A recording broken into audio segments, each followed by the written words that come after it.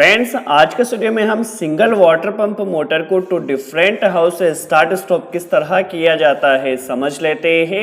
For example, हमारे पास कोई single water pump motor है और हम चाहते हैं यदि इस वाटर पंप मोटर को फर्स्ट हाउस से स्टार्ट किया गया है तो उस कंडीशन में जो इलेक्ट्रिसिटी का कंजम्पशन रहेगा वो फर्स्ट एनर्जी मीटर में आना चाहिए।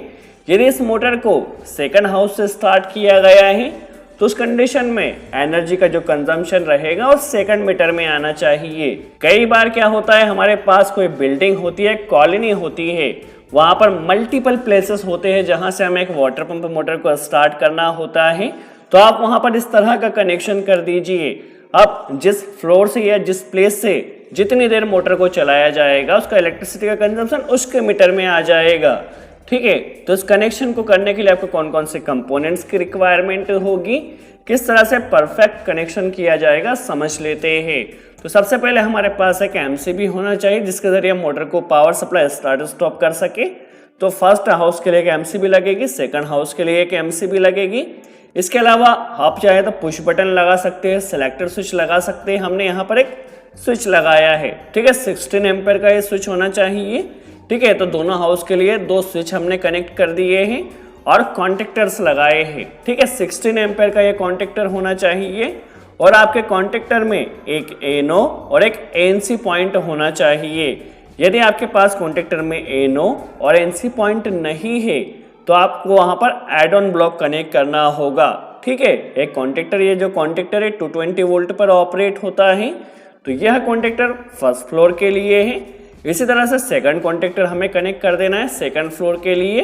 और यदि आप चाहते यदि मोटर को फर्स्ट फ्लोर से स्टार्ट किया गया है तो उस कंडीशन में इंडिकेटर ने ग्लो करना चाहिए जिससे सेकंड फ्लोर वाले को पता चल जाए मोटर अभी फर्स्ट फ्लोर से रन कर रही है। तो एक इंडिकेटर आपको फर्स्ट फ्लोर के लिए लगाना होगा और एक इंडिकेटर आपको सेकंड फ्लोर के लिए, सेकंड प्लेस के लिए लगाना होगा। यदि फर्स्ट फ्लोर से मोटर स्टार्ट हुई है तो इंडिकेटर ग्लो करेगा, सेकंड फ्लोर से मोटर स्टार्ट हुई है तो ये है इंडिकेटर ग्लो करेगा। किस तरह से कनेक्शन किया जाएगा केयरफुली वॉच कीजिए। तो सबसे पहले हम एनर्जी मीटर का कनेक्शन समझ लेते हैं। सबसे पहले लाइन वायर एनर्जी मीटर के फर्स्ट टर्मिनल में आता है, न्यूट्रल वायर सेकंड टर्मिनल पर आता है। ठीक है, इनपुट कनेक्शन एनर्जी मीटर का हो चुका है। ठीक है, यहाँ से जो थर्ड पॉइंट होता है, थर्ड टर्मिनल, यहाँ से न्यूट्रल निकलता है तो न्यूट्रल को सबसे पहले हमने एमसीबी में कनेक्ट कर दिया है। फोर्थ टर्मिनल से लाइन का आउटपुट आएगा जिसे एमसीबी में कनेक्ट कर दिया है।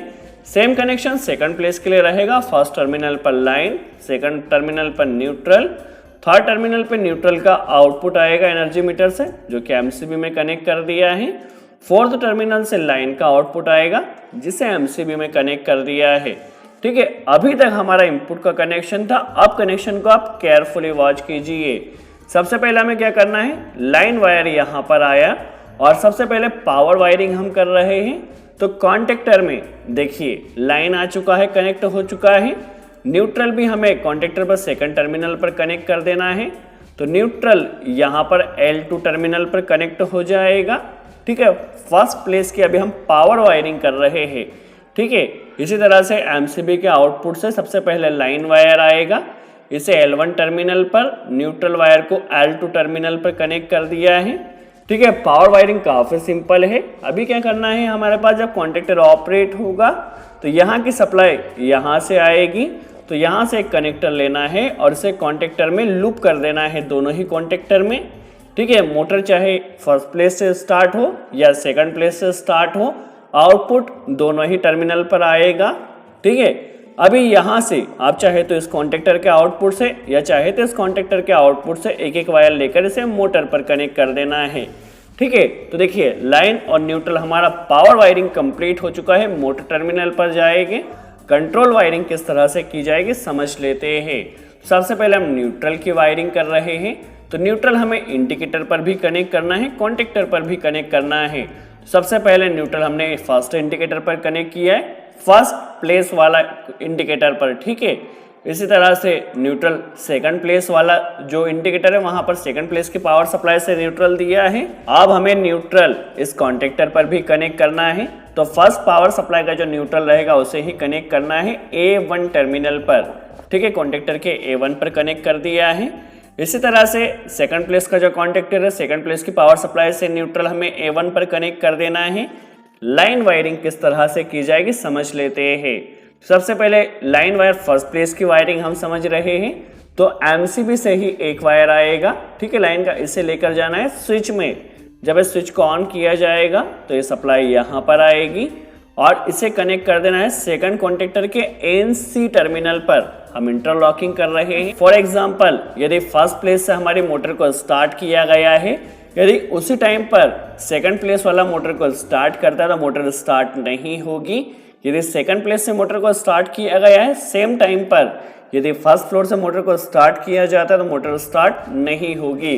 तो इंटरलॉकिंग हम कर रहे हैं। इंटरलॉकिंग के लिए NC टर्मिनल हम यूज कर रहे हैं, ठीक है। तो NC का जो आउटपुट रहेगा, कॉन्टेक्टर स्टॉप रहेगा, तभी यह पावर सप्लाई पास होगी और यह जाएगी कॉन्टेक्टर के A2 टर्मिनल पर। फॉर एग्जांपल, यदि फर्स्ट प्लेस से हमने स्विच को ऑन किया और सेकंड प्लेस का कॉन्टेक्टर स्टॉप है, तभी सप्लाई पास होगी और कॉन्टेक्टर ऑपरेट होगा।